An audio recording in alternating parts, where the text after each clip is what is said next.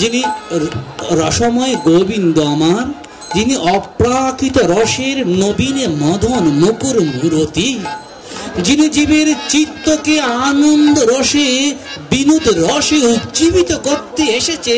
যদি তার চিত্তে যদি যৌবনের রস না থাকে, তবে গোবিন্দের যে মনমোহন রূপের মূরতি কি তার অন্তরকে আন্দোলিত করতে পারবে? কারণ জীবন যে আনন্দেই যাওয়া, জীবনটা যে আনন্দে চরম গতি, জীবের স্বরূপ তো সে চিন্ময় আনন্দে যুক্ত হওয়া। জীব যে অজ্ঞতার মোহ নিচের আবরণে আবৃত হয়ে নিত্য অনিত্যের কাম কামনাকে নিজের স্বরূপ মনে করে ওইখানে ডুবে আছে।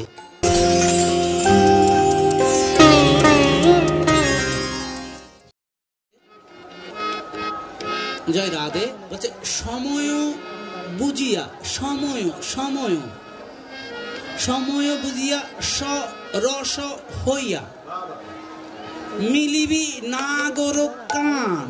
বলছে অসময়ে যাস না রে। অসময় কখন?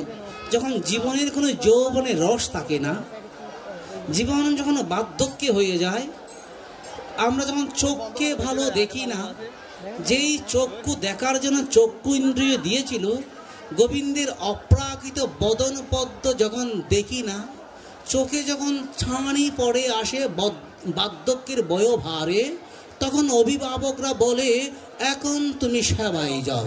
কিন্তু বৈষ্ণব পদকর্তার মতে ওটা অসময়। অসময়ে যাস না রে। অসময়ে গেলে রসময় গোবিন্দ মিলবে না। জীবনে যখন তারুণ্যের রস থাকবে, যৌবনের উদ্দীপ্ত প্রভা থাকবে, তখন ওই গোবিন্দ সেবা করার উপযুক্ত সময়। কিন্তু আমাদের জীবন যৌবন যখন নিঃশেষ হয়ে যায়, যখন লুল্ল চরম হয়ে যায়, চক্ষু তার জ্যোতিহীন হইয়া যায়, গণকেশ কালো যখন শুভ্র হয়ে যায়, তখন আমরা বলি সম। কিন্তু এটা যে বৈষ্ণব শাস্ত্রে, রসশাস্ত্রে, এটাকে বলে অসম।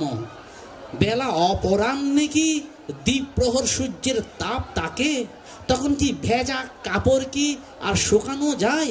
আমাদের যে জড়ীয় কামনা রসে যে আর্দ্র চিত্ত, এই আর্দ্র চিত্ত জীবনের অপরাহ্নে যৌবনহীন বার্ধক্য দেহ দিয়ে গোবিন্দের আনন্দ ঘন রসের স্রোত সিধারায় অবগাহন আর হয় না।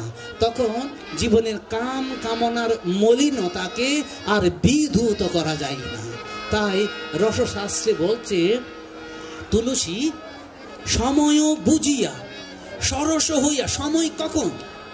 দ্বীপ্রহর, জীবনের তারুণ্য উদ্দীপ্ত প্রভা যখন উদয়মান থাকবে, ওটাই জীবনের সময়। তাই সময় বুঝিয়া সরস হইয়া, সময় বুঝিয়া সরস হইয়া, সময় বুঝিয়া সরস হইয়া মিলিবি না গর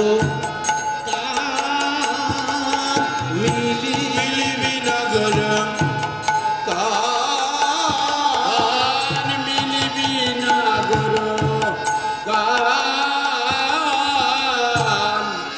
যিনি রসময় গোবিন্দ আমার, যিনি অপ্রাকৃত রসের নবীনে মদন মুকুর মূরতি, যিনি জীবের চিত্তকে আনন্দ রসে বিনোদ রসে উজ্জীবিত করতে এসেছে।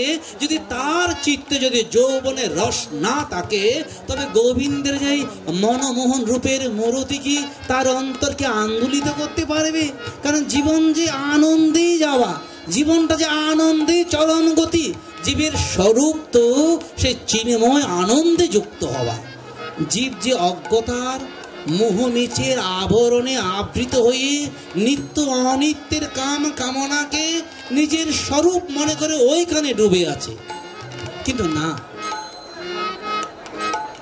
এই জীবন, এই যৌবন, আমাদের চক্ষু ইন্দ্রিয়াদি যা আছে, বিশেষ করে মনুষ্য জীবনের জন্য, তা ভগবত সেবার জন্য।